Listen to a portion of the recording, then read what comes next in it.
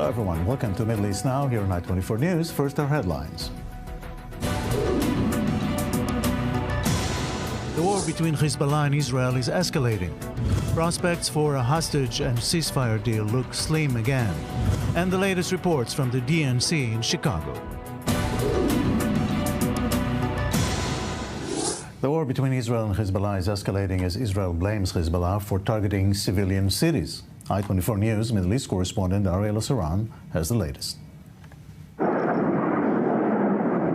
A massive Hezbollah rocket and drone attack shook Israel's northern communities on Wednesday. One man was moderately wounded in a direct impact on his home in the northern Israeli town of Guilin. I was at home. I heard the explosion. It was very loud. I could tell it was very close. And you have no protected area inside your home? Our houses are built around 30 years ago, and they do not have what's called a safe room, a room that's made of poured cement with reinforced windows. So how do you cope with, with sirens, with alerts, with explosions, with impacts? We go to the most protected area inside of our house, because if we were to walk to the neighborhood bomb shelter, then we would be more exposed, and we feel safe. The IDF said Hezbollah launched a total of 50 rockets indiscriminately at Israeli civilians and vowed to respond accordingly. Some politicians also called for Israel to retaliate. An attack on Guilin should be treated like an attack on Tel Aviv. The state of Israel should respond in the most unequivocal and clearest way and launch a campaign against Hezbollah. Meanwhile, in Lebanon, the IDF eliminated in a drone strike a senior Palestinian official from Fatah's local military wing. The IDF in Shin Bet said that Khalil al-Makdah and his brother Munir together directed terrorist activity in the West Bank in coordination with the Iranian Islamic Revolutionary Guards Corps and Hezbollah. ومسألة الاغتيالات هي بتزيدنا صلابة وقوة باتجاه المقاومة وتحرير فلسطين. ودمنا نحن ليست أغلى من دم أهلنا في الجنوب وأيضا في فلسطين في غزة وفي الضفة. هذه بتزيدنا إصرار وإن شاء الله نستطيع ونتمكن من الرد السريع داخل الكيان المحتل. Overnight, Israeli fighter jets struck additional Hezbollah weapons depots deep in Lebanon's Bekaa Valley for the second straight night, as the cross-border fire continues. I-24 News' Balir Sladin joins us live now from northern Israel. It's been a non-stop day of shelling and sirens and rockets and drones. What's going on? Yes, we're right in the city of Guilin. Just let's take a look at what happened here this morning when a large barrage of rockets was fired from Lebanon toward the city that hasn't been evacuated. And this is important because Hezbollah always targets cities that hasn't been evacuated. Whenever any civilians in Lebanon wounded or killed in any of the Israeli attacks. And what happened yesterday in Baalbek, apparently, and according to the Lebanese ministry, at least one person was killed and 30 was wounded. And that's the result here from the retaliatory attack by Hezbollah, as we see huge damage was caused to these homes here inside this city that again is still populated. Many people are in their homes, and many of these homes also have no shelter, according to some people that we've talked to. So this is of course a very dangerous situation, that if any rockets land here while people are inside their homes, not in a shelter, would definitely be harmed as a result of this attack. So 50 rockets, Katyusha rockets specifically, were fired by Hezbollah in this attack that they took responsibility for, and apparently some of them were intercepted, others has landed in open areas, and the rest landed here inside the city of Guilin, and that's after the attacks that happened for 2 days in a row in Lebanon, specifically deep inside Lebanon in the Bishit and Baalbek area, where Israeli Air Force has targeted storage that belonged to Hezbollah and other military sites, specifically the site that operate the air defense system that Hezbollah has. Apparently, this is as a preparation for any large-scale attack that would come from Hezbollah. Israel wants to be prepared, and that's why we're seeing this upscale in attacks by the Israeli Air Force, but also the upscale in attacks, the increase days of hostilities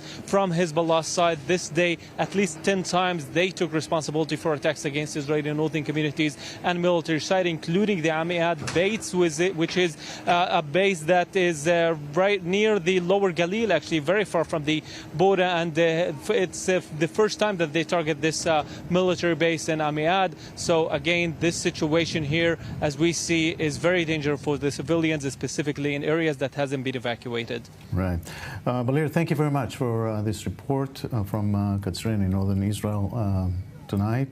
Here in the studio are Shiri Fine-Grossman, formerly from Israel's National Security Council, and Ambassador Dani Ayalon, formerly Israel's ambassador to Washington.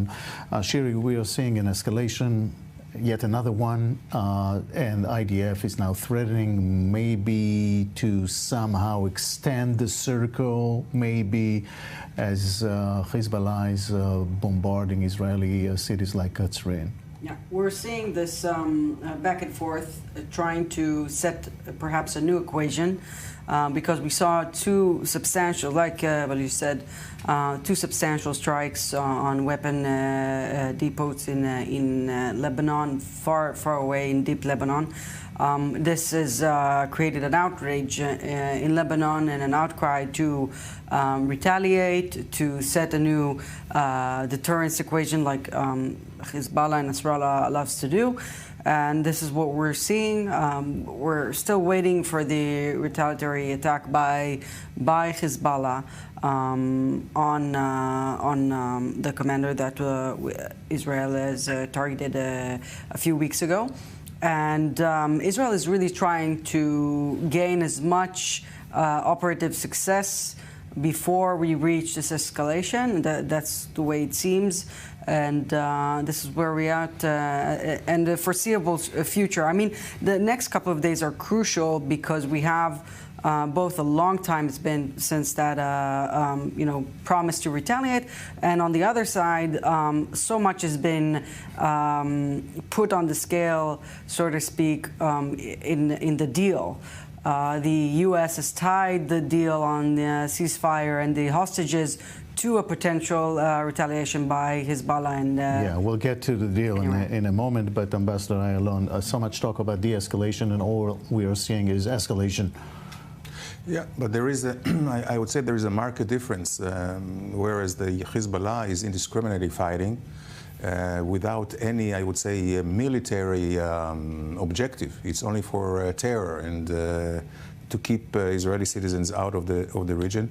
Israel is targeting pinpointed strategic assets of Hezbollah now with all these big caches of bombing and all that. In the way, Israel is preparing the ground, paving the way. In case of a full war, then it would be easier for Israel to move ahead and less targets to be busy with. But still, I don't think that Hezbollah would like to have a war. And mostly Iran would not want to lose their trump card in the region, which is the Hezbollah. But miscalculations happen, and we know that. So I would say now it's all touch and go, and it's hard to see what is going on, except that we have to listen to pay attention to what Yoav Gallant, Minister of Defense, we'll get to this in a minute as well. But as we've said, chances for a hostage deal look slim again tonight as U.S. Secretary of State Blinken wraps up his tour in the Middle East. Jody Natalovich has more. On trips to Israel, Egypt, and Qatar this week, U.S. Secretary of State Antony Blinken was aiming to bridge remaining gaps between Israel and Hamas in the hostage and ceasefire deal. Despite optimism from the U.S., both Israel and Hamas have signaled that any deal will be difficult, as shown in previous failed negotiations and months of back and forth. Speaking in Doha on the last leg of his trip, Blinken noted that Israel had accepted the bridging proposal and was hoping that Hamas would do the same. Over the coming days, we are going to do everything possible to, one, get Hamas on board with the bridging proposal, and then to make sure that both parties work on and agree to necessary details of implementation that would allow everything to go forward.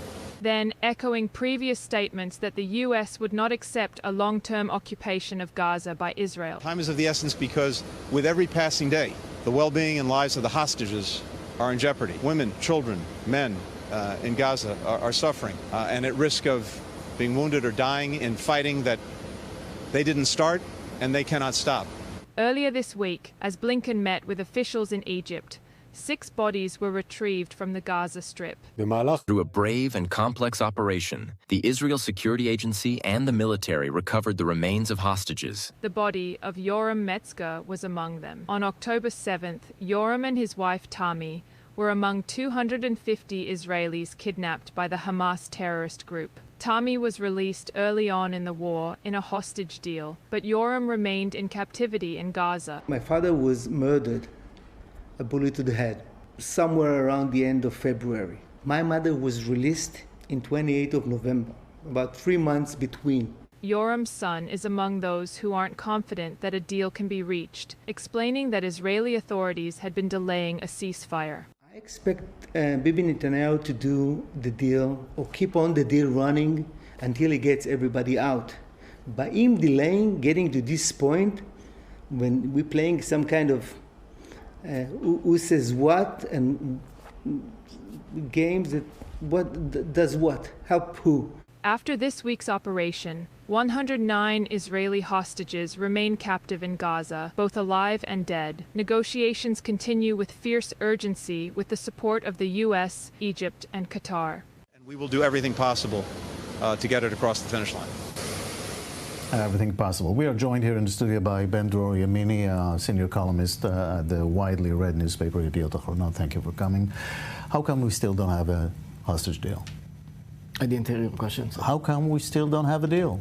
How come we still? Because first of all, let's admit that actually Sinwar doesn't want any deal. I'll tell you why. I mean, I know what we are all saying and writing about Netanyahu, but before that we have to bear in mind that actually Sinwar is quite happy from the situation. You see what is happening to Israel in every aspect, speaking about the international arena. Look what is happening to Israel. Delays in exports of security needs of Israel from many countries, from Holland, from Canada, partly from Italy. They consider it in Britain. And he sees a demonstration, and he sees the atmosphere, and he sees what's going on in the Democratic Party conference. So why will it stop? I mean, if Israel and Israel itself, I mean, inside, we have problems, political problems, polarization, and so on. So he doesn't want to stop.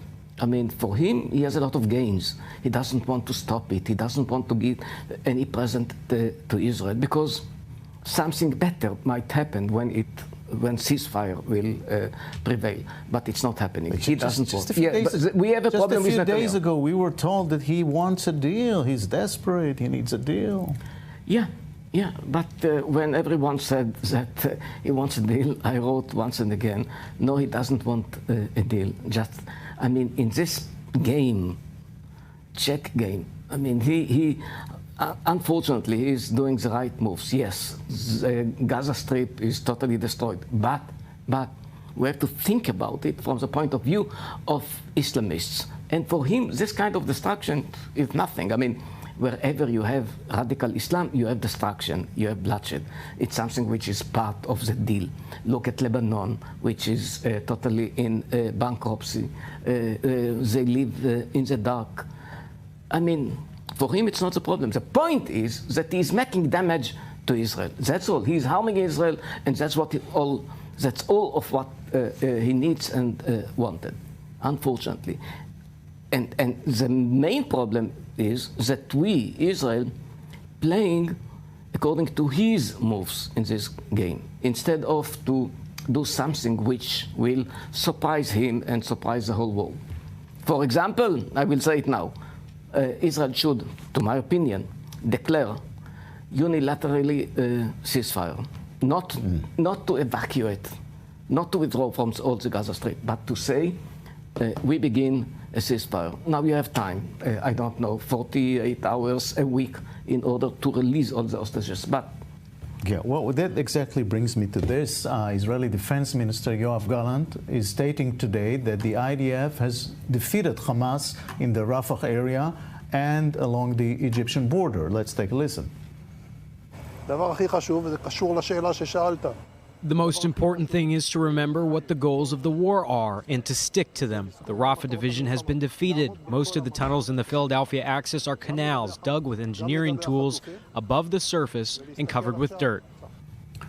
So, Ambassador Ayalon, if he says so, the subtext is we've finished the job, so we can move on possibly to a deal, which is exactly the opposite to the Prime Minister's position. Right. This is one way to read it. Another way is that now Israel may be free to act in a more intensive way up north against Lebanon. So this is a direct warning, in my mind, to Hezbollah. And as for Gaza, we know that the Minister of Defense, like the entire defense establishment, they were ready for a deal long ago, months ago. They always said that any giving up of any military position in Gaza can be regained quite easily. So this should not be the obstacle. But it seems like, and I agree with Ben-Dror, that right now it seems like Hamas and Sinwar is the obstacle, and the only, I would say, strategy that is left for the U.S. is to put political pressure on Hamas and let Israel continue with its military pressure. So this way, maybe he will relent, but time will tell. Sherry? Well, the linkage the Americans did between the potential attack from Iran and from Hezbollah to where we are with the ceasefire deal is atrocious. It's a complete mistake. Branding it as the last opportunity is a mistake and a misunderstanding of how we operate in the region. It just let all the power in the hands of Hamas, Sinwar, to have a win-win situation. If he says no and Iran attacks and we go into a regional war, he's happy. If he says yes only to his condition, then great, then he gets what he wants. So he's in a position that he's winning everything he's doing. And now what they're doing is doing this blame game that everybody's trying to duck from. But the reality is that the strategic setting is completely wrong, unfortunately. Ben-Dror, what do you understand from Gallant's statement? That actually is part of his pressure on the Prime Minister to stop with Gaza and to go to a hostages deal. I mean, that's the meaning of what it is. I mean, we don't have a lot of what to do in the Gaza Strip, not anymore. Because otherwise we can continue for years.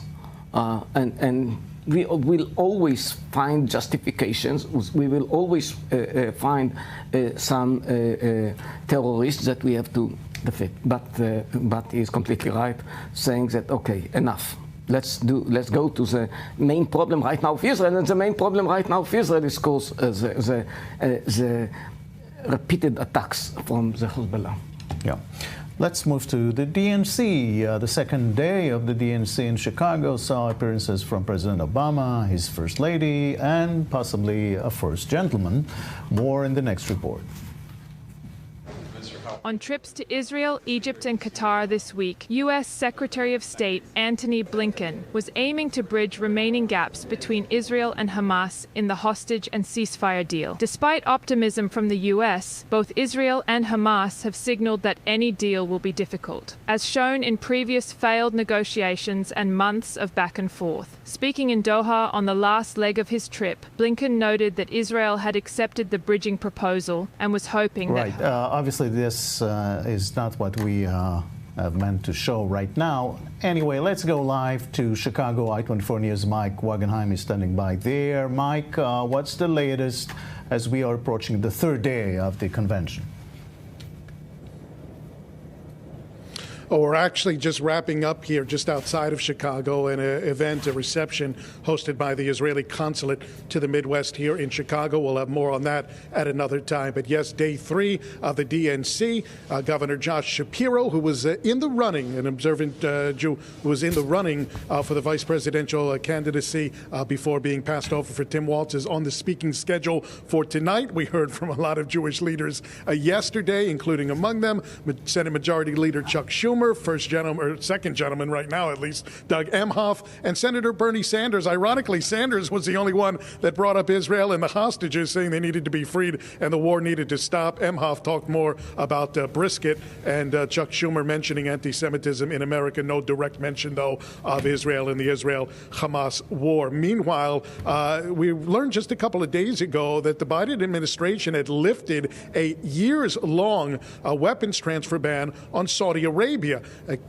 Now, it's been progressing for quite some time. The ban had come in place because of human rights violations. The Biden admin and Congress didn't like the way the Saudis were handling the war in Yemen either. Now, with just months to go, the ban has finally been lifted. Congress was notified just a few days ago. We ran into Senator Richard Blumenthal, a Democrat out of Connecticut, who was on the Senate Armed Services Committee, and asked him if there is any connection possible between the finally lifting that weapons transfer ban and maybe a final push towards some normalization between Israel and Saudi Arabia, brokered by the United States. Here's a response yesterday by Senator Richard Blumenthal. The Biden administration clearly wants relationships to be normalized between Saudi Arabia and Israel.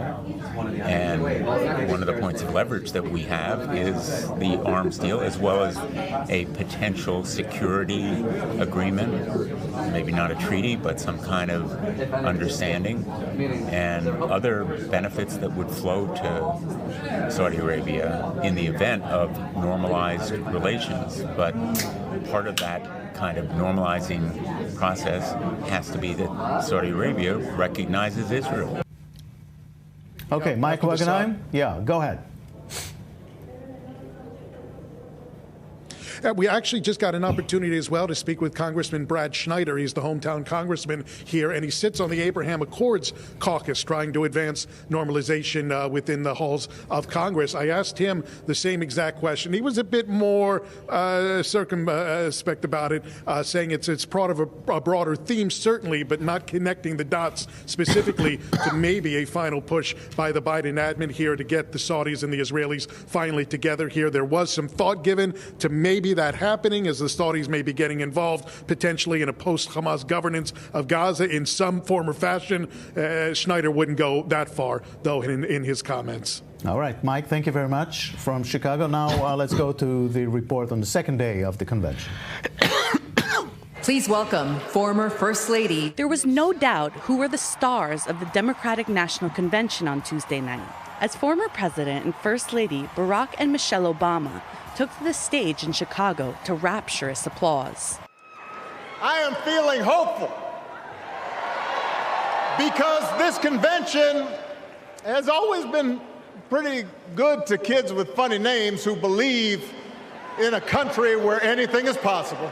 The next president of the United States of America, Kamala Harris. Something wonderfully magical is in the air, isn't it? You know, we're feeling it here in this arena, but it's spreading all across this country we love. But another speaker also earned a big applause from the crowd. Harris's husband, Doug Emhoff, who emphasized his Jewish roots, perhaps as an answer to those who criticize his wife with being soft on support for Israel and not sufficiently strong enough in her condemnation of anti-Semitism. But Kamala has fought against anti-Semitism and all forms of hate her whole career. She's the one who encouraged me as second gentleman to take up that fight, which is so personal to me. It was another prominent Jewish figure, Vermont Senator Bernie Sanders, who brought up the issue that has divided the party and risks alienating some Jewish voters. We must summon the courage to stand up to wealth and power and deliver justice for people at home and abroad. We must end this horrific war in Gaza, bring home the hostages, and demand an immediate ceasefire. Calls to end Israel's war against Hamas were also heard outside the convention hall on the streets, as pro-Palestinian protests turned violent, with dozens of demonstrators arrested after they tried to break through a police line guarding the Israeli consulate in Chicago. It is chaotic scenes like those that the Democrats wanted to avoid during the convention week, hoping instead that Jewish voters and supporters of Israel instead focus on the messages conveyed by Doug Emhoff and his wife. Kamala is a joyful warrior. It's doing for her country what she has always done for the people that she loves. Her passion will benefit all of us when she's our president.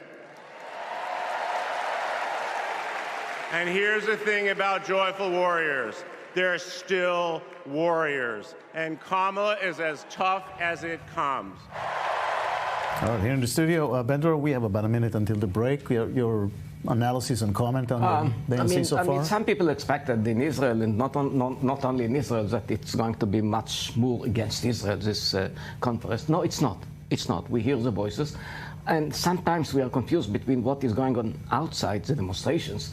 But the demonstrations and the demonstrators, they have nothing to do with the Democratic Party. We have to bear it in mind. So for us, from the Israeli point of view, it was not that bad. This conference, not until now. We will hear Kamala Harris, I think, tomorrow, I guess. Tomorrow night, yeah. Tomorrow night.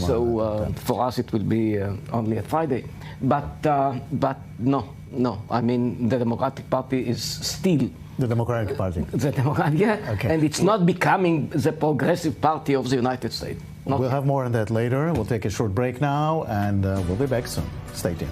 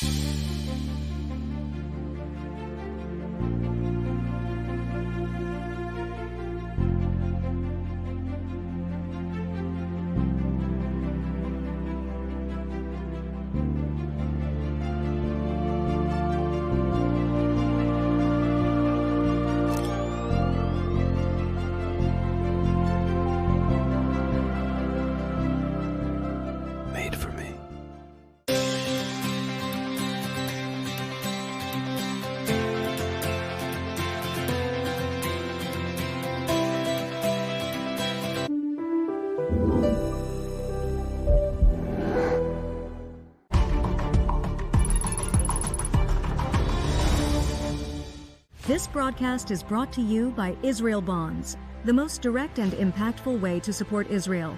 Invest now at israelbonds.com.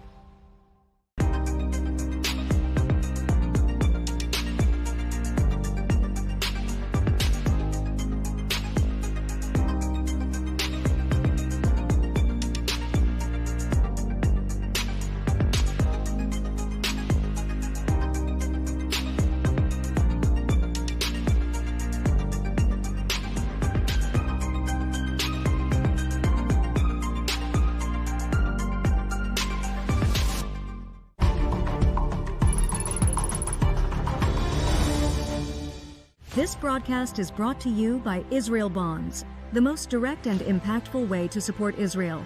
Invest now at israelbonds.com.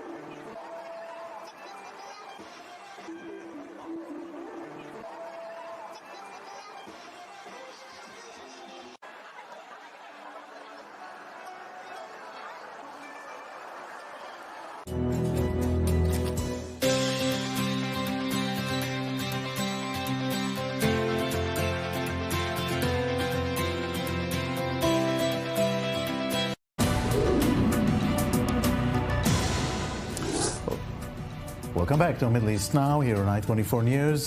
Back to the DNC, Ambassador Ayalon, your comment on what we've seen and what we've expected.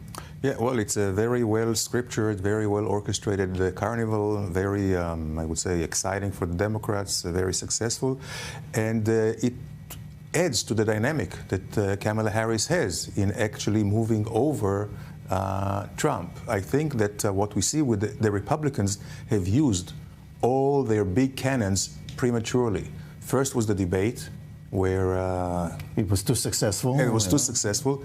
And secondly, they already finished their convention, so now there is a convention here. We know that historically, every time after a convention, whether it's Republican or Democrats, there is a bump in the polls of between 4, even 6 points. So it's a good period for Kamala, and but it will go down. Can she fail? What are the risks between now and November? Well, I would say that if Trump and the Republicans will succeed in painting her as Marxist, communist, this is what they're saying, that she failed in stopping the immigrants, illegal immigration from the borders, that he wants equity, not equality, which means to share all the national assets with everybody.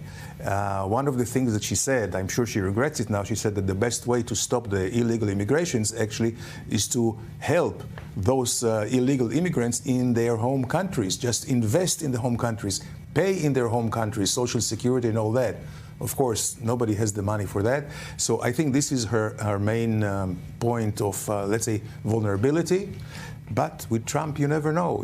He can always, put his foot in his mouth. I see it's still an open race, and I wouldn't dare predicting who will win. Yeah, well, there's a criticism in the Republican Party, like Lindsey Graham and others, that his campaign is not really focused, and he's going to lose if he goes on like that. Yeah, and he complains actually that Trump that it isn't fair because all his campaign was revolving against Biden. All his commercials were already made against Biden. Now he lost millions of dollars. He has to change it against Kamala Harris. But that, of course, doesn't stick. Yeah, he misses. And she's laughing. First of all, she's laughing. Sometimes it looks like if she's laughing without any reason. that's one. Now she may have some reasons. I don't know. I mean, I'm not sure. I mean, it's good as a human being. I mean, we like to be with people who always smile and laugh. It gives us all a very good atmosphere. But as a president, I'm not sure about it. And the second thing is, she's not interviewed. Yeah, she's not interviewed. I mean, she's refusing to be interviewed. No, I think all eyes are on the debate. I think that would be a crucial moment in the campaign. I think she retracted. I think she's saying no. I think today I read something that there was an announcement that she's not going to participate. But I'm not sure. We have to check it. I read something, but okay. But because it's not my field, I'm not sure that what I read was... I mean, that would be the easiest way. Yeah, I doubt it, but we'll see. Thank you very much, Ben-Dror. Stay with us for this as well. Alongside the war in the Middle East, there's a war of words and threats and ever-present danger that things will get worse. I-24 News' Zach Anders is following the most recent rhetoric coming from Iran. 3 weeks of waiting for an Iranian attack. As an initial storm of threats have softened and turned toward more cautious language, the regime's Islamic Revolutionary Guards Corps, or IRGC, Brigadier General Mohammad Naani, speaking from Tehran on Tuesday. Time is available, and it is possible that the period of waiting for the response will become longer. Repeating once again that Iran's patience is part of the play.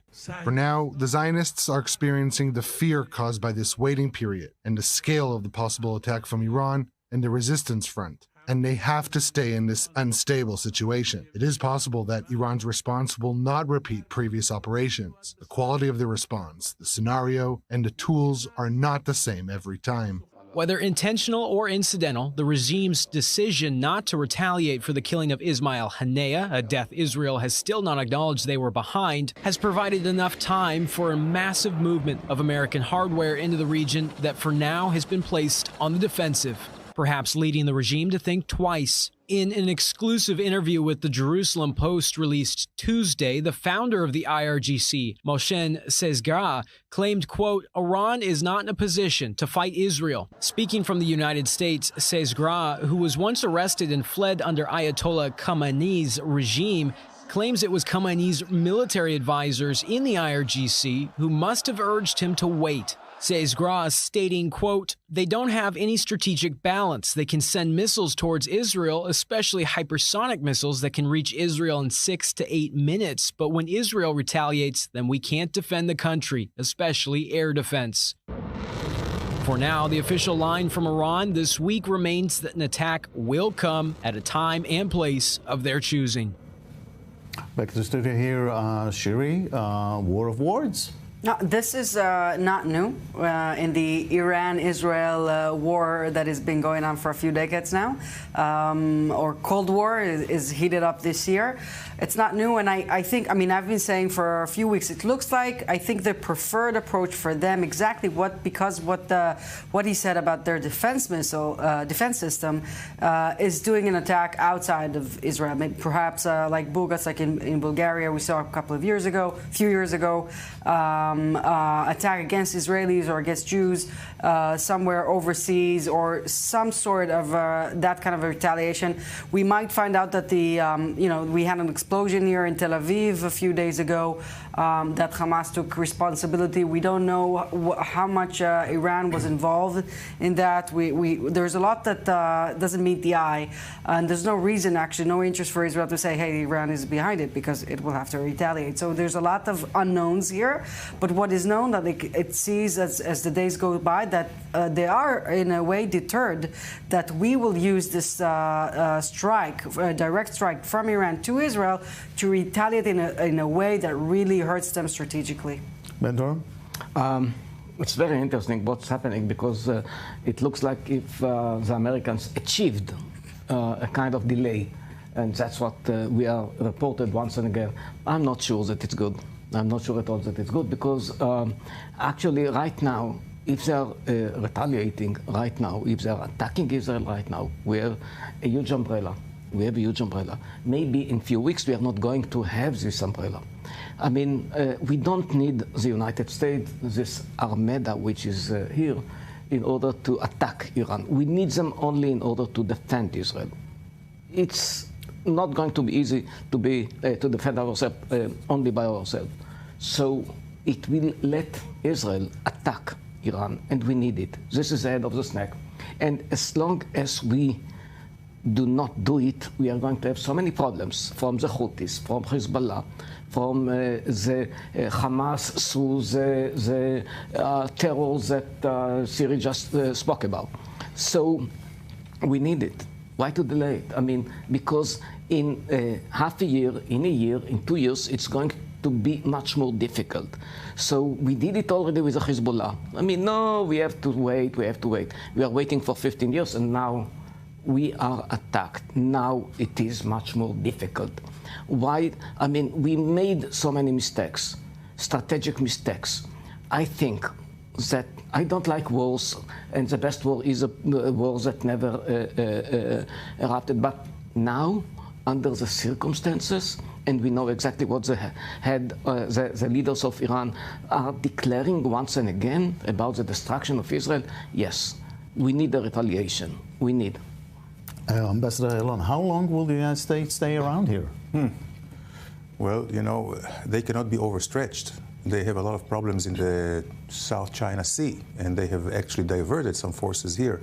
But the fact of the matter, Jacob, is that Iran is deterred. Iran is deterred because Iran is vulnerable now, and they can say what they want, but they are vulnerable because of the nuclear installations. Then they have a big concern that Israel will take the opportunity and take them out, or at least damage them seriously. And of course, they're very vulnerable vis-a-vis their all the oil infrastructure. You know, the oil fields concentrated in one island. Right. So this is why I believe that I think there is a consensus here with Shiri and Ben-Dor that if they retaliate, they would do it someplace else where Israel will not have a direct cause to retaliate. But if we look at the bigger scheme of things, I truly believe what Bentor says. If we need to attack Iran, this is the best time to actually cut the head of the snake. All right, Daniel, thank you very much, Mr. Ambassador. There are reports that fighting has resumed between forces aligned with Turkey and Kurdish militia in the Aleppo area in Syria. So our guest is Intifat Kanbar, president of Future Foundation in Washington, D.C. Thank you very much for joining us. What is going on over there, actually? Everything else in the Middle East is very complicated. But one thing we should point out, the PKK, which is their front, is the YPG in Syria, is a terrorist organization. And this is not a terrorist organization by only Turkish standards, by the United States and Europe, and even by Israel. And when you have a terror organization, they really work against the advancement of the Kurdish people. I have the Kurdish Protection Action Committee. I advance the Kurdish cause. And I think terrorism always goes against the quest for the Kurdish people for freedom and self-determination. So I think to start solving the problem, we have to remove the PKK. And I think the United States now having a sort of a convenience alliance with the YPG in Syria against ISIS, I think the focus should be shifted to the true allies of the United States, the Kurds in Erbil, the Kurdish government in Erbil, and manage the Kurdish issue regionally through Erbil, not through the YPG. I think when you have a terrorism, will bring more terrorism. And as I said, terrorism by the PKK, a terrorist North Korean-style organization, is not going to advance the Kurdish cause. In fact, will reverse it. We see that in Hamas, as they claim to advance the Palestinian cause, but they are in fact hurting the Palestinians. So I think we should start, as I said, by dismantling and having a global alliance against the PKK. We spoke here yesterday about the growing cooperation between Turkey and Iraq along the border. What do you make of this? Well, unfortunately, the northern parts of Iraq, the very northern bordering areas in Iraq with Turkey, are no man's land, and they are under no government's control. The Iraqi government has not been capable of controlling since the 70s and the 80s. So this is not new. The Kurdish government, they have very little military resources to do it. So unfortunately, that became a safe haven for the PKK in the Kandil mountains inside Iraq. And unfortunately, every Iraqi government must accept a deal with Turkey to having Turkish incursion inside Iraqi territories to uproot the PKK. Because also, to be honest with you, Jacob, the PKK is also causing problems inside Iraq. Now we have the city of Sinjar. Despite this being liberated from ISIS, the Yazidis are not able to go back to their homes in Sinjar because of the PKK controlling Sinjar. It's a terror organization. They kill the Kurds if they don't stand with them. They obliterated Kurdish villages. So the PKK is causing problem in Syria. They're causing problem in Iraq, and they're becoming more of an alliance with Hezbollah of Lebanon and Iran. All right, Mr. Intifat Kanbar, thank you very much. Thank you. Thank you. Back to you, Shireen, here in the studio. Speaking of Iraq, there are militias there, and the Americans are having a hard time dealing with them. So if we look at that, what should we expect from the United States in other areas here? Yeah, we have to look at history here. The people that decide, the nations that decided the borders, the Sykes-Picot, of Syria, Lebanon, Palestine, Israel, Jordan, these whole borders have nothing to do with what's happening on the territory. And now we need to think creatively, strategically, and I think we have an opportunity in time now where the not extremist forces in the region need to unite against the extreme forces in the region. We see the Jews, we see the Kurds, we see Yazidis, we see there's the Sunni minority which controls Bahrain. They understand they have a minority kind of perception of protecting themselves and protecting freedoms as well. And I see think this is the kind of thinking that we need, building the Middle East differently than what we see now. Lentor, we've been talking years now, a generation now, about the moderate forces against the extreme forces. Who's winning so far? Right now, look, what Iran did is actually to build this terror proxies.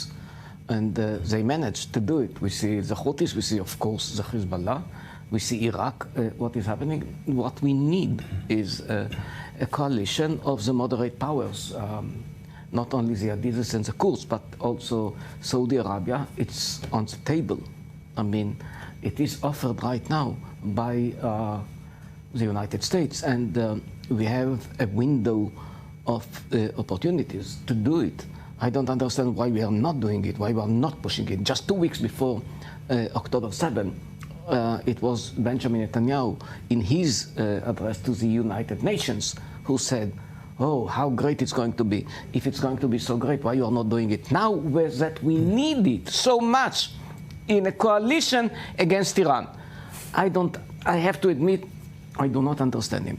Neither do us, but you're here to explain. No, I do not Yamini, thank you very much. Shiri, thank you too. Thank you for having me. And let's move to Northern Africa. Libya's central bank resumed operations following the release of a senior bank official who had been abducted from his home. So we are joined by Karim Mezarin, Director of the North Africa Initiative at the Atlantic Council. Thank you very much, Mr. Mezran, for joining us. Thank you. Thank you for having me. It's a bizarre case in Libya. What's behind it? It's the struggle to conquer power, the struggle between the government of Dbeibeh, which is by now delegitimized and unpopular, but hangs because there's a lot of money they spent to bribe and control militias, and the other forces they tend now to be regrouped around Sadiq al-Kabir, who is the governor of the central bank of Libya. The clash between Sadiq al-Kabir and the Dbeibeh explain what has happened recently. Although that's not the whole explanation of the whole thing, because Libya is much bigger. This is just a phenomenon, is a consequence of a bigger problem.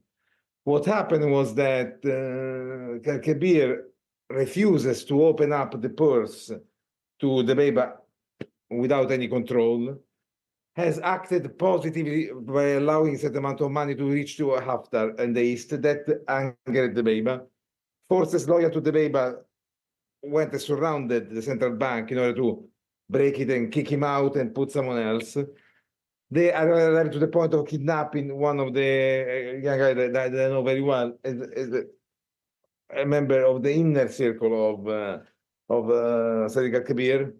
At that point, al-Kabir went to the authorities and told them, either you release him or I will shut down the bank. We will not work on anything, and I will really react badly. So they released the person immediately, and we are in a standstill right now. Militias loyal or serve Dbeibeh are arming in Tripoli, are moving towards various positions. Militias that support Sadiq al-Kabir are coming from Misurata, Zawiya, and other cities, moving toward the city, and in order to protect him, protect the building of the central bank, which is protected by another Libyan militia, the Rada. And we are in a standstill, practically. Yeah. All right, Mr. Mezran, I thank you very much for your analysis. Thank you. Sure. Now, the war in Sudan, the UAE decided to increase its humanitarian aid to Sudan, and our man in Dubai, Bastien Bourri, will tell us more about what's behind it. Bastien.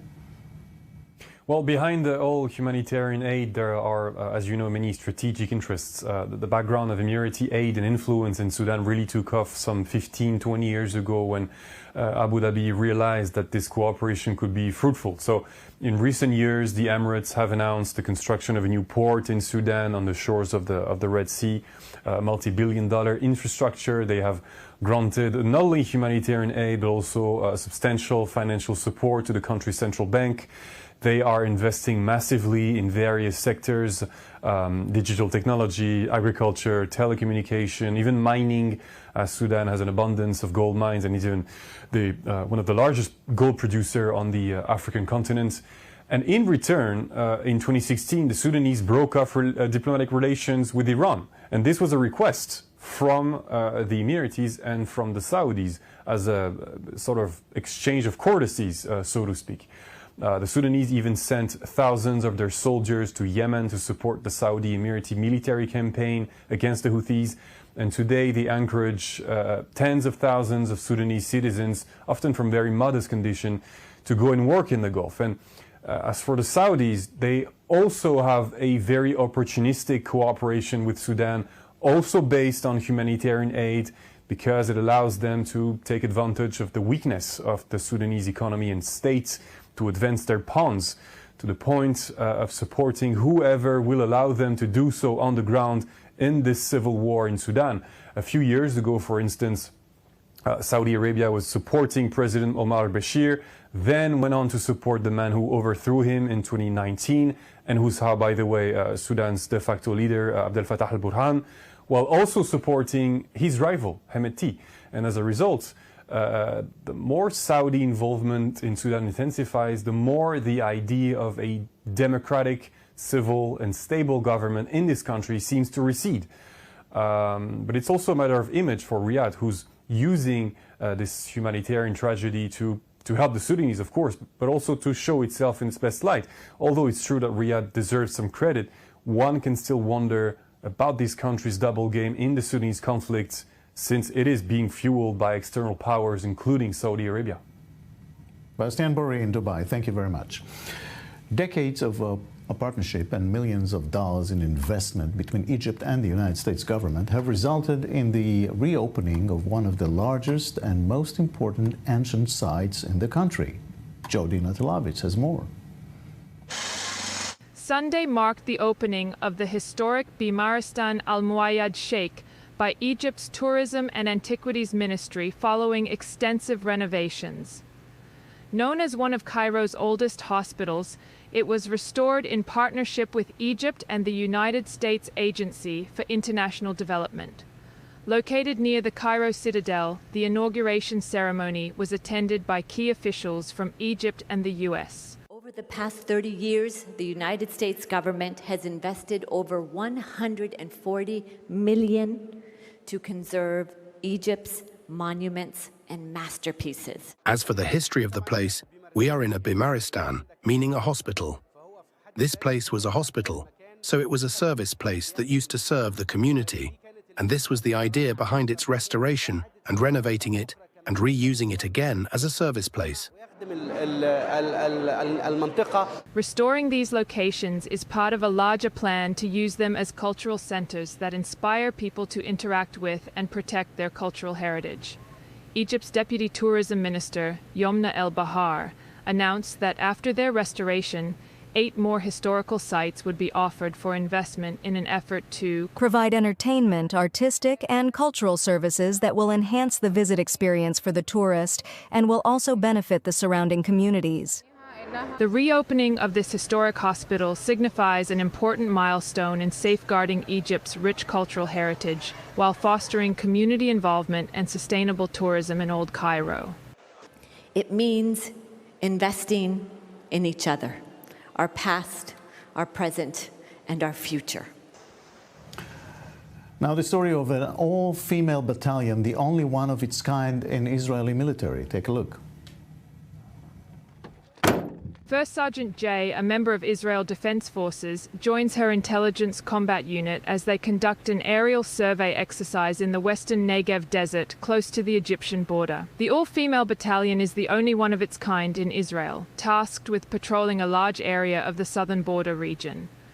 After returning from a routine overnight mission on October 7th, Jay's unit began receiving red alerts about rockets from Gaza. I didn't understand why was this happening, what happened. Usually when there are rockets, there's something that happened within the Gaza Strip, and no one was answering, and I was like, why is no one answering me? But it took me a while to understand. No one knew. Jay's unit was mobilized north of their base to the Gaza border area near Kibbutz Sufa. where, after helping people to safety and loading the injured onto helicopters, her unit took cover under their vehicle at the entrance of the kibbutz, engaging in a firefight with Hamas militants. Friends were behind me. It was like kicking them to make sure they're still there. I knew I couldn't move. I had to guard the area I was guarding. Kibbutz Sufa and the Sufa army outpost faced a heavy attack on October 7th. Israeli special forces were helicoptered in to reclaim the outpost from Hamas. Everyone was scared, and I think in the same moment it was like a sense of fear, but it was also so shocking it almost overtook the fear. Jay is a lone soldier, relocated to Israel from her home country in 2020 and drafted into the army in 2022. Jay says her choice to enlist in the IDF was to understand and see with her own eyes what was happening in Israel, and a passion to defend a country she sees as her second home. This is it for Middle East Now. Stay tuned for the rundown with Caleb Ben David. Have a good night from Tel Aviv.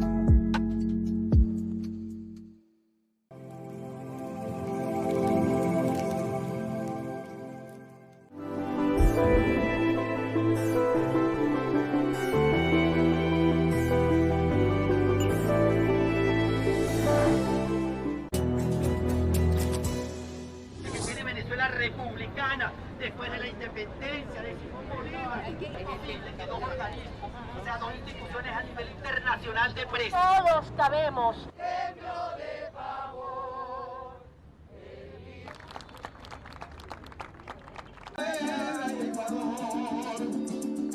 Sí, cada uno de ustedes lo va a recuperar. Shalom. ¿Qué me trae por aquí? La necesidad impostergable de 600 millones de hispanoparlantes que ahora necesitan escuchar el mensaje judío e israelí en tiempos difíciles. ¿Cómo lograrlo? Cuento con ustedes para continuar llevando a lo más alto del mundo mediático una inquebrantable diplomacia pública al servicio de la verdad sin concesión alguna.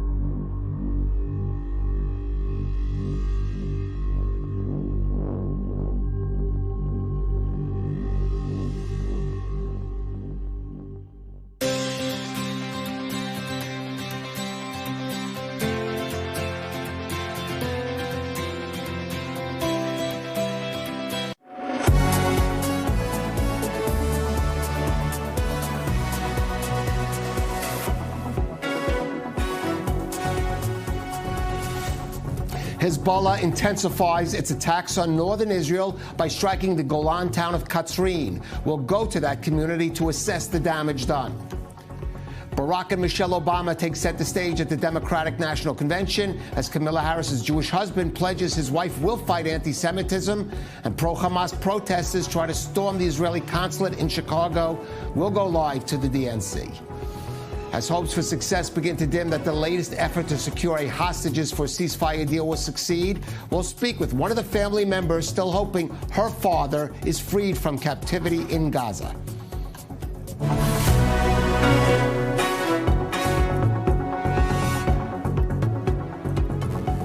This is the rundown on I-24 News. I'm Caleb Ben David.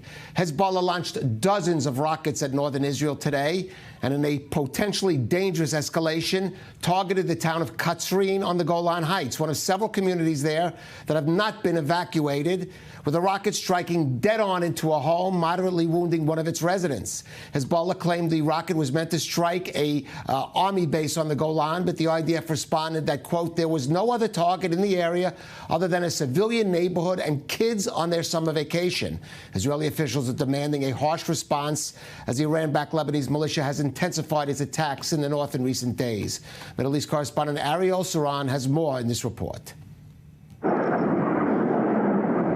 A massive Hezbollah rocket and drone attack shook Israel's northern communities on Wednesday.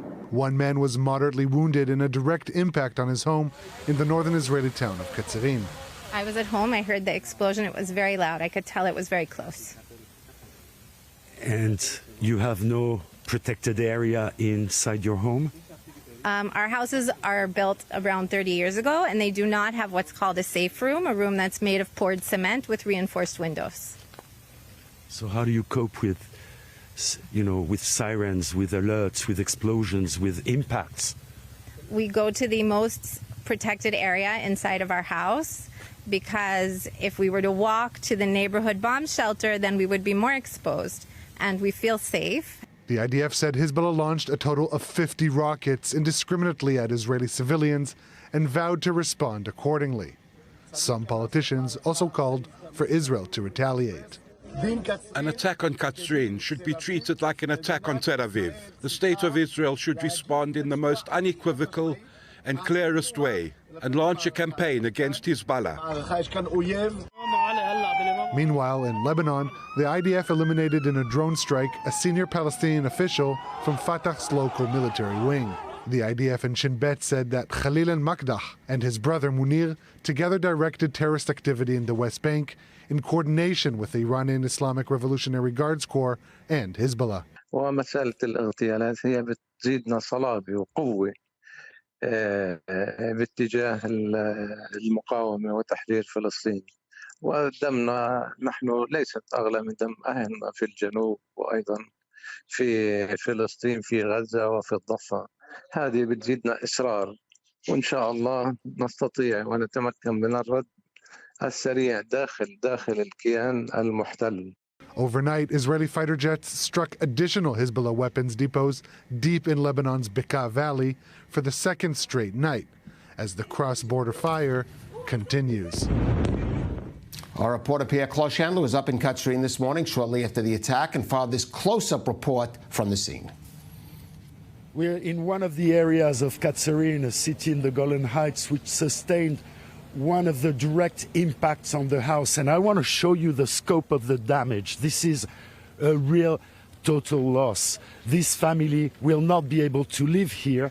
They will have to live in an alternative housing that the regional council will provide to them because it's impossible to live here. They were out of the house. They were working, but their son was in the shower when the direct impact occurred, and the siren sounded only after the explosion. Now let's go inside. He took his dog, threw him out of the window and threw himself out of the window. And this is one of the shoes which is half burnt. of this man who sustained moderate injuries from burning shrapnels and the shockwave. Now let's go inside the house to show you the scope of what a rocket can do on people. And this is not just a miracle, this is even more than a miracle, because only one person was moderately wounded. We're going to go through the shower end of the house with Ered Ben Simon, our cameraman. Look, this is the shower, this is where he was. And you can see even the water that has been dripping here. And I want to show you the damage that occurred here. This is what a rocket can do on a house when the house sustains a direct impact. And the rockets, we've seen that they carry with them all kinds of metal pallets and bullets to maximize the wounds of people that are being hurt by the rockets. So this is a real miracle that only one person was wounded here.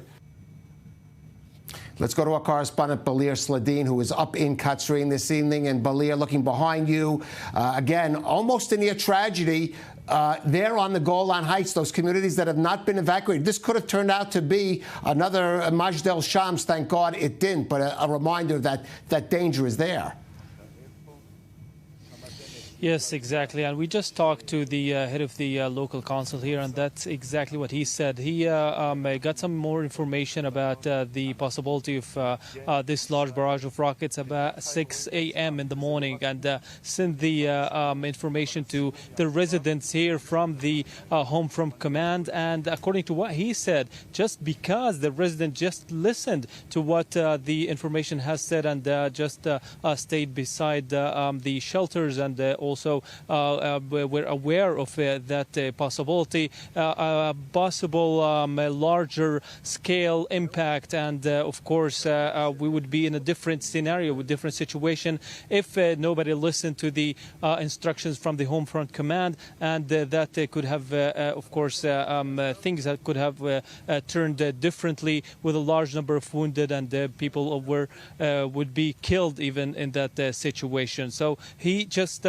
talked to us and said that we don't want to be the cities that are around Lebanon, just like the cities or the communities that are around Gaza Strip. We want the same decision that the Israeli government takes when Hezbollah or any other militant group hits Tel Aviv, to take when it hits also this area of Katsrin, this area of Kiryat Shmone, and this whole area of the Golan. They want the same decisions to be made, demanding more and more attacks from the Israeli Air Force and the RAF against Hezbollah targets in order to deter Hezbollah from these kinds of attacks against civilians in Israel. So again, 50 rockets were fired this morning toward Katsrin. Apparently some of them were intercepted, others fell in open areas, and the ones that didn't, here behind me we can see the impact of one of them. There are two other places in Katsrin were hit by other two rockets, but the damage was a bit less than what we're seeing here. Here is the biggest damage, and as you said, and the report has said, one person was wounded, and lots of others were, of course, evacuated. And this damage behind me to two homes, civilian homes, in the heart of Katsrin, the city that hasn't been evacuated. All right, let's just hope that the people of Katsrin there are taking every necessary precaution. We'll have some quiet in the coming days. Balir Sladin on the Golan Heights, thank you for that. And with us in studio, Reserves IDF Major General Eitan Dango, former military secretary to 3 defense ministers, former head of COGAT, our Middle East correspondent Ariel Osran, and our reporter Zach Anders. Eitan, was this a deliberate attack on Katsrin from Hezbollah? And if so, is that a dangerous escalation that Israel has to respond to? First of all, I think that we are under escalation that climb up inside what we are calling a corridor in this war that is in the front of us in a very short distance. What happened recently, besides what happened in Katsrin, is that you see increase of the attacking by Hezbollah, using UAVs, using dozens of rockets and sometimes anti-tank missiles against civil areas. And under it, there is an excuse using by Hezbollah, we are attacking military targets. If you should pay attention, in the last days, Hezbollah stopped on calling military targets. They are attacking civil area while they can achieve wounded and people, and they are using the Golan Heights as an area that including military bases and a lot of civil areas, like what happened in Majdal Shams, murdering children, and in another places. What was today is not surprising. So according to your question, Caleb, we are there, and the reaction or the response by Israel IDF spokesman Agari concerning this attack, that it will be under consideration by Israel, means we have to expect to a high level of response, depth inside the area, not against civil target, but in area while the civil urban area is used by Hezbollah as defending its headquarters, storages, and other kind of activities. And this is leading or bringing us to a kind of a fire war that can happen in a very short time. A very short time. Zach, you've been spending a lot of time in those communities up there, the ones that have been evacuated on the border. And as we heard, these homes there don't really have protected areas. The question is whether the government has to start thinking about, and I'm sure it's low to even think about it, evacuating some of those communities on the Golan. And you know, some of the interesting elements about being up there is that these portable shelters that are loaded onto trucks have been moved around quite frequently. I've asked quite a bit, what's the strategy here? Because you'll go to a gas station and there'll be one of those concrete temporary shelters that are placed in the parking lot. You come to expect that it's there, and if an alarm goes off while you're on the road, you jump off the road if you're nearby and you go towards that shelter. We had one of those about a month, 2 months ago, and the shelter had been moved. So there's a bit of a disparity, I guess. Perhaps it's just my ignorance that Hebrew is being communicated in Hebrew to some of these residents, and it's something I'm missing. But we've asked quite a bit about why are these shelters, the temporary shelters, being moved around so much? I'm not going to explain why, because really it can be on a tactic level. You know, to put such a shelter in a gas station, it's not so smart. I saw it by myself. And instead I thought to myself, it's better to move them to a part away that people will not be inside the gas station. I think it was a mistake to put this kind of thing. But I want to point on another thing, that we have a very great mistake, Israeli governments, during the last 15 years, but not still strengthening the passive sheltering to the Israeli population that is living. I'm not supporting any continuing of evacuate population from this area. It's enough. Those who will choose to leave their places. But I think that this is a sign, besides the protecting the population, Israel should move to offensive, strong reaction rapidly, instead of waiting to have a problem under this kind of, let's say, mistakes that we make all over the years by giving the people a protected that they should be given. Well, as you mentioned, waiting, because Israel is still in this sort of waiting game of a bigger attack from Hezbollah and maybe Iran. So far, we have seen Hezbollah intensify its attacks. Iran, though, is basically so far just utilizing a war of words. Both, though, Hezbollah and Iran claim that they are still waiting to carry out their major attacks for those targeted killings that they blame Israel for. Zach Anders takes a closer look at the most recent rhetoric that is coming from the Tehran regime. 3 weeks of waiting for an Iranian attack, as an initial storm of threats have softened and turned toward more cautious language. The regime's Islamic Revolutionary Guards Corps, or IRGC, Brigadier General Mohammad Naani, speaking from Tehran on Tuesday.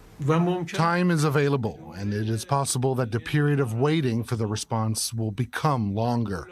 Repeating once again that Iran's patience is part of the play. For now, the Zionists are experiencing the fear caused by this waiting period and the scale of the possible attack from Iran and the resistance front. and they have to stay in this unstable situation. It is possible that Iran's response will not repeat previous operations. The quality of the response, the scenario, and the tools are not the same every time. Whether intentional or incidental, the regime's decision not to retaliate for the killing of Ismail Haniyeh, a death Israel has still not acknowledged they were behind, has provided enough time for a massive movement of American hardware into the region that for now has been placed on the defensive, perhaps leading the regime to think twice. In an exclusive interview with the Jerusalem Post released Tuesday, the founder of the IRGC, Moshe Sezgra, claimed, quote, Iran is not in a position to fight Israel. Speaking from the United States, Sezgra, who was once arrested and fled under Ayatollah Khamenei's regime, claims it was Khamenei's military advisors in the IRGC who must have urged him to wait. Sezgra stating, quote, they don't have any strategic balance. They can send missiles towards Israel, especially hypersonic missiles that can reach Israel in 6 to 8 minutes. But when Israel retaliates, then we can't defend the country, especially air defense. For now, the official line from Iran this week remains that an attack will come at a time and place of their choosing. And you know, Ariel, to tie this into the discussion we had, maybe it's a mistake waiting for the big one from Iran. Maybe Hezbollah intensifying its attacks is a more logical strategy, for example, for Iran to follow, to make life difficult for Israel. I think in the meantime, it's Israel that's intensifying its strikes with going deeper into Lebanon, deeper into the Bekaa Valley. We've seen 2 nights in a row going to strategic weapons warehouses. This is something that we have seen in the months leading up to this, but 2 nights in a row that we're definitely seeing an upward trend in terms of how much these targets hurt. Hezbollah, yes, Israel's taken out its top field commanders for its units along the borders, trying to diversify the portfolio of targets, you could say, by going also after strategic weapons depots.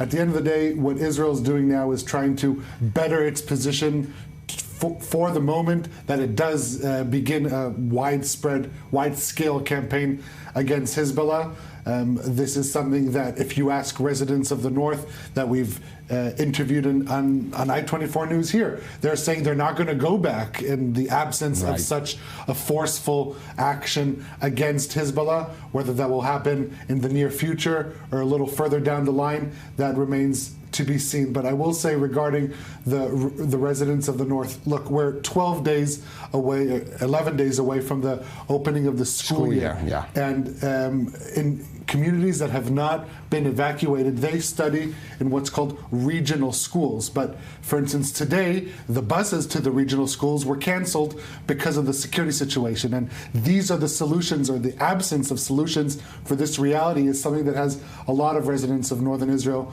really flustered and furious with the government. Understandably so. Now, of course, one other factor in all this is whether there will be a potential hostage release deal that would lead to a ceasefire, and how may that affect the situation in the north. And on that, U.S. Secretary of State Antony Blinken did wrap up his latest Mideast tour today in Doha, saying he will keep working to finalize a hostages release for Gaza ceasefire deal.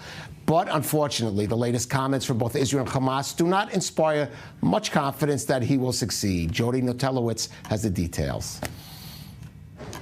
On trips to Israel, Egypt, and Qatar this week, U.S. Secretary of State Antony Blinken was aiming to bridge remaining gaps between Israel and Hamas in the hostage and ceasefire deal. Despite optimism from the U.S., both Israel and Hamas have signaled that any deal will be difficult, as shown in previous failed negotiations and months of back and forth. Speaking in Doha on the last leg of his trip, Blinken noted that Israel had accepted the bridging proposal and was hoping that Hamas would do the same. Over the coming days, we are going to do everything possible to, one, get Hamas on board with the bridging proposal, and then to make sure that both parties work on and agree to necessary details of implementation that would allow everything to go forward. Then, echoing previous statements that the U.S. would not accept a long-term occupation of Gaza by Israel. Time is of the essence because with every passing day, the well-being and lives of the hostages are in jeopardy. Women, children, men in Gaza are suffering and at risk of being wounded or dying in fighting that they didn't start and they cannot stop.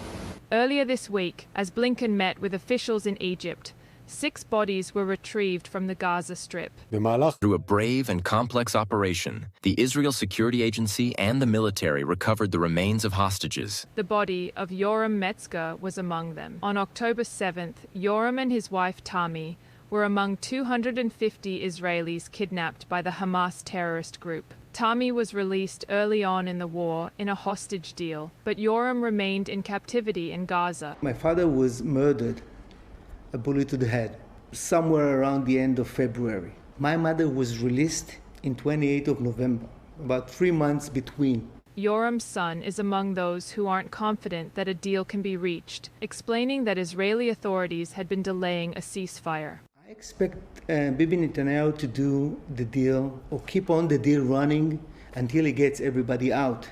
By him delaying getting to this point, when we're playing some kind of who says what and games that what does what, help who. After this week's operation, 109 Israeli hostages remain captive in Gaza, both alive and dead. Negotiations continue with fierce urgency with the support of the U.S., Egypt, and Qatar. And we will do everything possible to get it across the finish line. Eitan, do you get a sense of, are we really at a point where it's some of the just details, whether important details, whether IDF troops stay along the Philadelphia corridor or the Netzarim road that could be bridged, and in which case there is some legitimate criticism of Prime Minister Netanyahu, perhaps, or are we just kidding ourselves that Hamas basically is not going to accept anything less than a complete end of Israel's war against it, in which case there's really almost no chance for a deal? There are a few roads that are going in this case parallelly, but without a meeting point. This is the tragedy. We put, as an Israeli government, the goals of this war in destroy Hamas capacity, and I think we have a lot of military achievements that give the government the opportunity now to reach the second main goal of releasing of the hostages. As I was convinced yesterday, and I agreed, with Blinken met the president of Israel and say, this is the best opportunity we have now. We have, maybe it's the last chance to release of them. And there is, he find excuses in the Israeli side. Lately, he met the prime minister and everything moved 170 degrees to the other direction, right. Optimism, etc. And when he left, the meeting of Bibi Netanyahu with the families make it going down. In my opinion, from the military point of view, you cannot compare the Philadelphia issue with releasing of hostages and getting back your civilian alive, because the Philadelphia issue is strategic thing for the coming years. We have to put our efforts in a success way under a different policy of the government. But with the hostages, it will be a damage for generation. And for it, you cannot put them as the same level. I think that we have to make all the efforts of giving or getting this kind of agreement, and Philadelphia and Netzarim, that will be an issue that we will deal and fight for it in the coming future. Well, an indication, Ariel, of some of the ill feeling of the hostages' families is their refusal, for example, to allow in some of those kibbutz communities and communities along the Gaza border to allow the government to have its official October 7th ceremonies there. Yeah, Kalev, more and more Gaza border communities are joining this boycott of the state memorial anniversary of the October 7th attack. And so many of these border communities, if it's not all of them, it's most of them. I've lost count of how many, because every hour another community is joined. But the hostage family forum officially joined today in the boycott, saying that the resounding failure of the government to return hostages on October 7th won't allow them to find closure. And indeed, they opened a crowdfunding. You can see they almost reached the target, and they're 47 days away. This alternative ceremony, the official ceremony cost 6 million shekels, this a fraction of that, and the families say the politicians who refuse to take any responsibility for the disaster and who try to avoid forming a commission of inquiry to prevent the next disaster from happening, they want to stage a national memorial ceremony themselves, which will be pre-recorded and without an audience, in order to control the commemoration of our loved ones and obscure the true story of the abandonment and heroism. Very tough words coming from the families of the hostages. And indeed, in light of this campaign, of this boycott, there are indications that the government is considering to completely nix this ceremony. Just cancel an official ceremony. And can you imagine the first year after 9/11 that the U.S. government cancels it because the families don't support the policy of the government, that its head has not yet taken responsibility? I think this is very striking as to what's going on today in Israel. And Zach, briefly, U.S. not giving up, reports that President Biden will speak, or speaking this evening with Prime Minister Netanyahu. Yeah, Axios scooped that the president is going to phone Prime Minister Netanyahu at some point tonight. That might be a call that's ongoing as we speak. We just don't know. And it does appear that this is going to be, at least per Axios, that it's going to be Biden pushing for flexibility on the Egypt-Gaza border terms. The Philadelphia corridor that we just discussed. Certainly that seems to be. The U.S. Is not giving up, and certainly the Biden administration will talk about, for example, the Democratic National Convention in Chicago, really wants to see a ceasefire going into this U.S. presidential election season, where, of course, it has become such a divisive issue in the United States as it is here as well. I want to thank Engtan Dangot for joining us. I'm going to ask Ariel Oseran and Zach Anders to stay with us. We are going out, though, for a brief break. Stay with us. We'll be back with lots more on the Rundown on I-24 News in just a few minutes.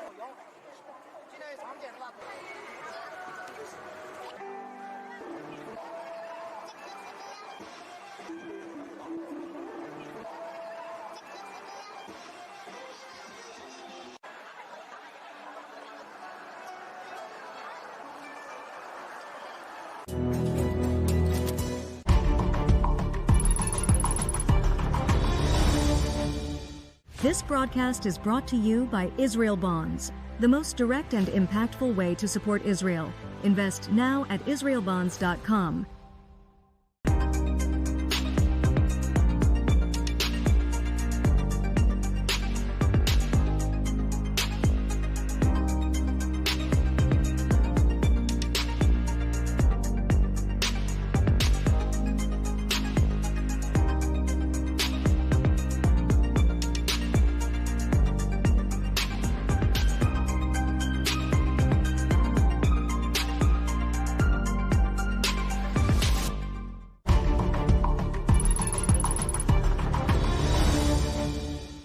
This broadcast is brought to you by Israel Bonds, the most direct and impactful way to support Israel.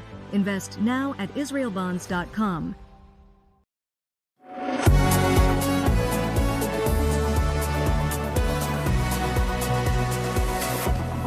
Welcome back to the Rundown on I-24 News. Well, last night in Chicago, the Democratic National Convention brought out some of the big guns in the party. I would say the biggest guns. That's former President and First Lady Barack and Michelle Obama. But another speaker who scored with the crowd was Doug Emhoff, who has a title, the Second Gentleman. Of course, he's married to Kamala Harris. And he was not shy speaking about his Jewish roots there. Jacqueline Weiner explains why. Please welcome former First Lady. There was no doubt who were the stars of the Democratic National Convention on Tuesday night, as former President and First Lady Barack and Michelle Obama took to the stage in Chicago to rapturous applause. I am feeling hopeful because this convention has always been pretty good to kids with funny names who believe in a country where anything is possible. The next president of the United States of America, Kamala Harris. Something wonderfully magical is in the air, isn't it? You know, we're feeling it here in this arena, but it's spreading all across this country we love. But another speaker also earned a big applause from the crowd. Harris's husband, Doug Emhoff, who emphasized his Jewish roots, perhaps as an answer to those who criticize his wife with being soft on support for Israel and not sufficiently strong enough in her condemnation of anti-Semitism. But Kamala has fought against anti-Semitism and all forms of hate her whole career. She's the one who encouraged me as second gentleman to take up that fight, which is so personal to me. It was another prominent Jewish figure, Vermont Senator Bernie Sanders, who brought up the issue that has divided the party and risks alienating some Jewish voters. We must summon the courage to stand up to wealth and power and deliver justice for people at home and abroad. We must end this horrific war in Gaza, bring home the hostages, and demand an immediate ceasefire. Calls to end Israel's war against Hamas were also heard outside the convention hall on the streets, as pro-Palestinian protests turned violent, with dozens of demonstrators arrested after they tried to break through a police line guarding the Israeli consulate in Chicago. It is chaotic scenes like those that the Democrats wanted to avoid during the convention week, hoping instead that Jewish voters and supporters of Israel instead focus on the messages conveyed by Doug Emhoff and his wife. Kamala is a joyful warrior. It's doing for her country what she has always done for the people that she loves. Her passion will benefit all of us when she's our president. And here's the thing about joyful warriors. They're still warriors. And Kamala is as tough as it comes. Well, joining us now for more from Chicago is our senior U.S. correspondent, Mike Wagenheim, who's been covering the DNC. And Mike, I don't know, maybe it was coincidence or not. There seemed to be a lot of Jewish speakers there at the convention yesterday. Some of the big names like Chuck Schumer of New York and Governor Jay Pritzker of Illinois, Bernie Sanders. Maybe it's just coincidence, but it's surely not coincidence that Doug Emhoff emphasized his Jewishness in that speech and talked about, for example, anti-Semitism. It wasn't just a bunch of Jewish speakers. It was 3 in a row at one point. Plus, Rabbi Sharon Brous, a Los Angeles rabbi from Doug Emhoff's congregation, also spoke earlier in the evening, giving the invocation. So it was certainly a Jewish-heavy speaking night for the DNC, but very little mention of Israel. As Jacqueline mentioned, Bernie Sanders, of all people, was the one that brought up the hostages. Schumer discussed anti-Semitism in America. Emhoff brought up brisket. But the Democrats, it's quite clear the message that was laid down here at the convention: steer clear of the Israel issue as much as possible. We spoke at an event on the sidelines of the DNC with Senator Richard Blumenthal. He's a well-established Democrat from Connecticut. He serves on the Armed Services Committee. We asked him specifically, what are these whispers about a Kamala Harris weapons embargo, arms embargo on Israel? Does he think that could actually happen? Because there are many now on the left who are saying they can try to convince Harris to install an arms embargo in exchange for their votes in critical states like Michigan. Here's Blumenthal's reaction to our question. Regardless of what people who supposedly think they are close to Kamala Harris may think, I believe that a Harris administration will be strong in support of Israel militarily as well as politically, because it is so much in our national interest to do so. Our military leadership is foursquare behind Israel because they know that the only way to normalize relations and achieve peace and stability is to assure Israel's strength. Let me ask you, Mike, we should mention Senator Blumenthal, supportive of Israel, but very critical of Prime Minister Netanyahu. But it seems as if Kamala Harris or her team are trying to do a very delicate dance here. Again, coming out in support of Israel, its defense, security, but being careful not to try to alienate those of the more progressive side wing of the party. I'm not talking about the people out in the streets, and we'll talk about them in a minute, who are rushing the Israel consulate, but people like a Bernie Sanders and even someone like AOC that we saw the other night. It's essentially a no-win situation for the Democrats right now if they bring up Israel. And obviously they're catching flack from the right for not... you saw the Republican National Convention. It was an Israel love fest, especially during one particular night where they devoted an entire segment of the convention, a podium segment, to issues of Judaism, to issues of Israel. It's not the same for the Democratic Party, and it's quite clear it's not the same. There's no plus for them right now in bringing it up, so they're steering clear as much as possible. That was evident by the speakers last night. By the way, Governor Josh Shapiro of Pennsylvania, the Jewish governor who was passed over for the vice presidential nomination, and some said it was as a result of those on the left, the anti-Semitic left, who pushed him out, who said he couldn't be a candidate or else it would disrupt things further. He is on the speaking schedule for tonight. It'll be interesting if he brings up the issue of Israel and anti-Semitism to a larger extension here on the speaking floor tonight at the DNC. Right. And then finally about the protests, the street protests by the anti-Israel, pro-Palestine or pro-Hamas protests, as one could say. It have not reached the numbers that a lot of people feared or anticipated or hyped. But we did see a somewhat escalation in their activities yesterday, trying to rush the police line there at the Israel consulate, maybe raising the specter. Not that we'll see the numbers, but that we'll see more dramatic action or violent action by some of those fringe elements. It doesn't take many, and keep in mind, as you mentioned, the expectation was high. 40,000 protesters from 70-some organizations were expected to descend on Chicago and cause major disruptions this week. The numbers weren't anywhere near that, or at least haven't been thus far. Yes, there was a security barrier pushed over on Monday night. A secondary barrier was challenged before the riot police stepped in. I think even more concerning than the disruption outside the Israeli consulate, in which there were 7 arrests, according to the Chicago Police Department. What was more disturbing, I think, was several protesters got into an event put on by the Orthodox Agudat Israel organization, which, by the way, represents a number of non-Zionist sects of Judaism. They don't seem to care, probably not informed. It probably doesn't matter to those particular protesters. They're going to do what they're going to do, but they were able to infiltrate that event. Fortunately, security stopped them, but it's a warning sign to the other organizations organizations here who are taking precautions to keep those protesters away.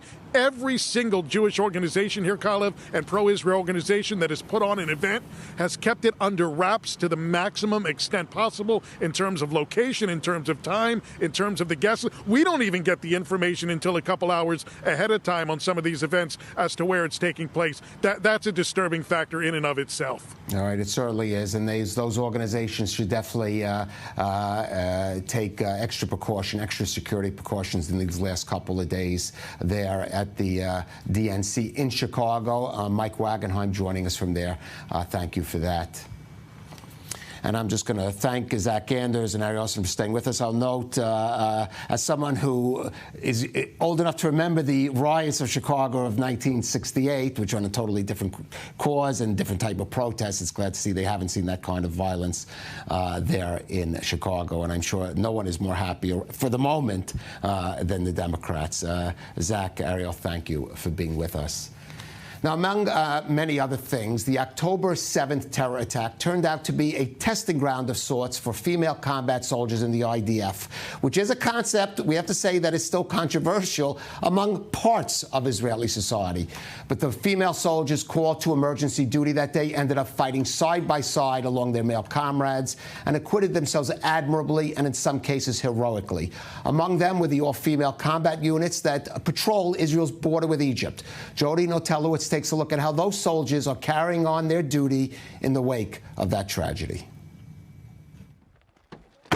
First Sergeant Jay, a member of Israel Defense Forces, joins her intelligence combat unit as they conduct an aerial survey exercise in the western Negev desert close to the Egyptian border. The all-female battalion is the only one of its kind in Israel, tasked with patrolling a large area of the southern border region.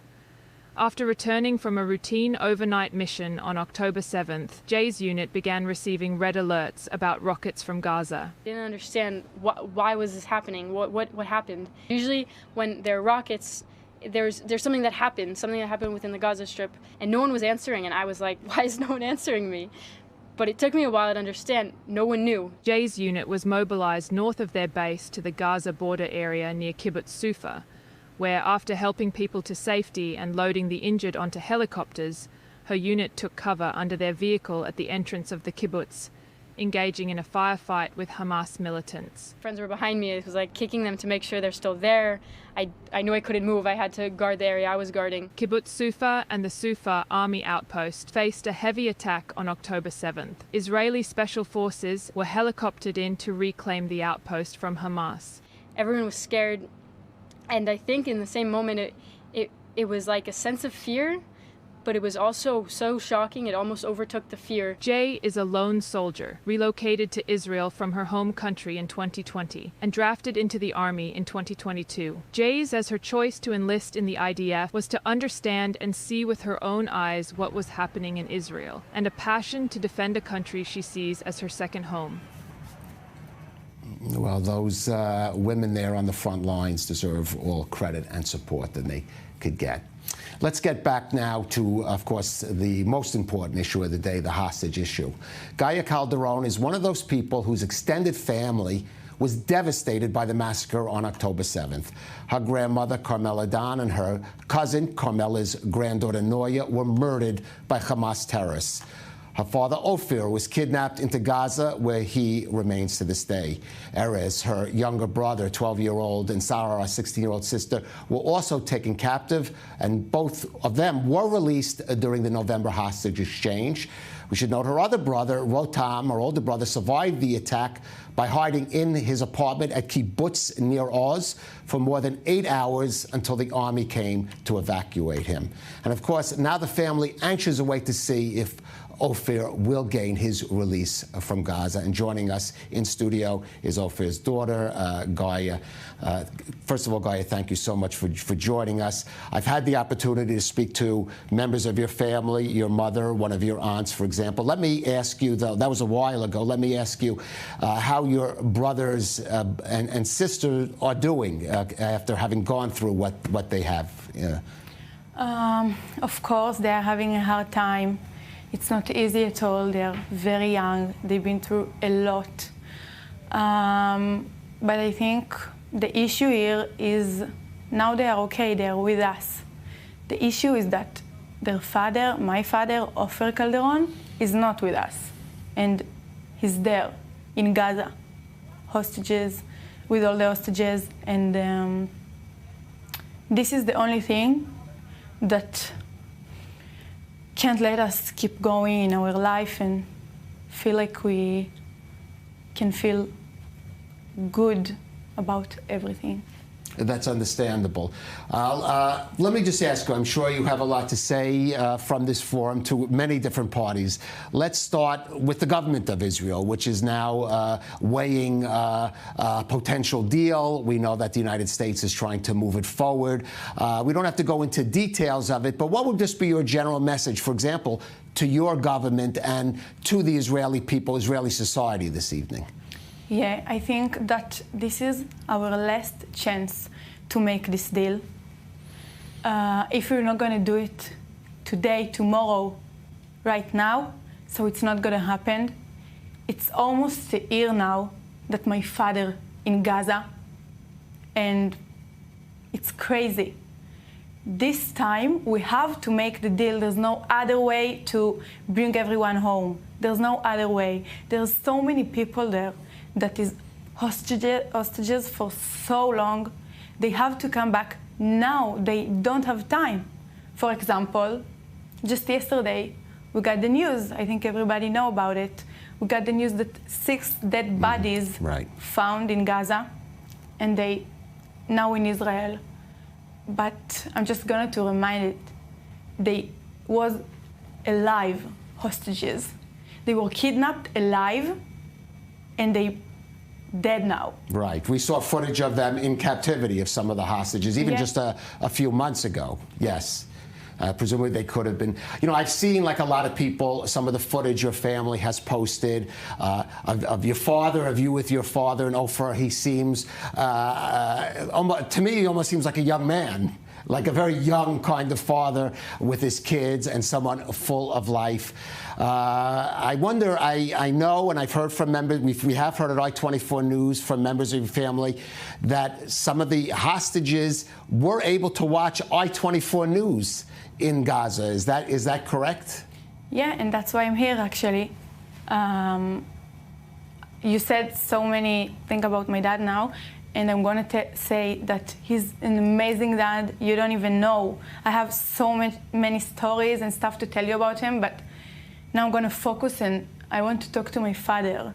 I want him to listen to me. There's a chance he's listening right now, and that's why I'm here. I'm going to talk to him in Hebrew. Sure. אבא, אני מקווה שאתה שומע אותי. אני רוצה להגיד לך שאני כל כך אוהבת אותך ומתגעגעת אליך. ואתה הכי חזק בעולם, ואין דבר שיעצור אותך. ואני יודעת שאתה שורד את זה למרות שזה מאוד קשה. תעשה הכל, כי אל תדאג, אנחנו עושים הכל. ואל תשכח לרגע מי אתה, וכמה אתה חזק, ומה עברת בחיים, והכל קטן עליך. ואני יודעת שזה קשה. ואני שולח לך חיבוק ענקי, שייתן לך את כל הכוחות האפשריים. ואני מקווה שאתה חולם בלילה שאתה איתנו, כי זה הולך לקרות בקרוב. ואנחנו באמת עושים כל מאמץ שאפשרי כדי להחזיר אותך הביתה, ואנחנו נמות כדי להחזיר אותך הביתה. אין לך מה לדאוג, רק תישאר חזק ותשמור על עצמך. אני כל כך מקווה שאתה שומע אותי ויודע כמה כולם בסדר, כל המשפחה בסדר. אתה היחידי שאנחנו מחכים לו. אין לך מה לדאוג. ניסן, המשפחה שלו, אמא, רותם, סער, ארז, כולנו פה מחכים לך בזכויות פתוחות. רק תחזיק מעמד, ואני מקווה שאתה שומע אותי ומצליח להבין כל מה שאני אומרת. Gaia, can I ask you, I could translate, but I'd rather, if you could, and I'm not talking about a word for word, give our viewers in English who don't speak Hebrew a sense of what you just said. So I just wanted him to hear that I know he's strong and he can do it, and I love him, and we all miss him so much, and that we are all good, and he's the only one we're waiting for. I don't know if he even know who's dead, who's alive, so I wanted to let him know that. And I'm just imagining that if he could hear me now, that it will make him stronger. We did hear from some of the hostages who were released who said that they did see, they heard, it could be on I-24 News, as you said, some of them heard there, may have heard on other forums, about the people that were out in the streets protesting for them, calling for the release, offering support, and that gave them a kind of a strength during their time in captivity. Yeah, so this is my hope that he's seeing it now. And that's why I'm here, actually, because this is my only hope. I know he's probably having such a hard time, and I can feel that. I can feel him, and I know he's alive. Sar, my sister, saw him. He was with her. He's alive for sure. We don't want another dead bodies. We want to make the deal now. It's the only way to make everyone come home. For me, I will have a life again. And I know there's so many people like me. Right. Now, as I mentioned, I did speak to your mother, who has been very active in media, not just in Israel, but also going, for example, to the U.S. and speaking to international media. And I wonder, because we are an international channel, now to speak to the world outside Israel. What do you expect of those people? What has your family heard from people abroad, Jewish community, and not just? And what would be your message to them, to the wider world, this evening? I'm not going to get into politics and stuff like that. I understand. I just think that we are human beings, and stuff like that can't happen to anyone. This is my belief. And for now, if people that care about it see it, I want them to do everything they can to put pressure on the government, France, US, everyone, to just say that we need to make the deal now. This is the only way, believe me, this is the only way to bring my father, who I love so much, home. Right. That's the only thing I want. Him home with me. Now, this has been a deal, and the hostage issue has been a matter of debate in Israeli study. Everybody wants to see the hostages home, but some people say there are different ways about doing it. There are even some people who are hostage families also have different views about whether there should be a deal now or what should be. How do you feel Israeli society, I'm not talking about the government now, I'm talking about Israeli society, has been either supportive or not of your family, of your struggle? What has been your experience in dealing with other Israelis on this? Yeah, I know. Everyone have... there's so many other opinions from what I have. But believe me, if it was your father and your sister and brother, you would want it to be the safest way. There's no other safe way.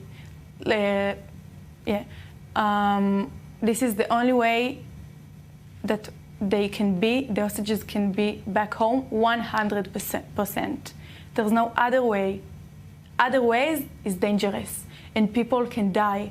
Not even the hostages, other people, and we don't want it.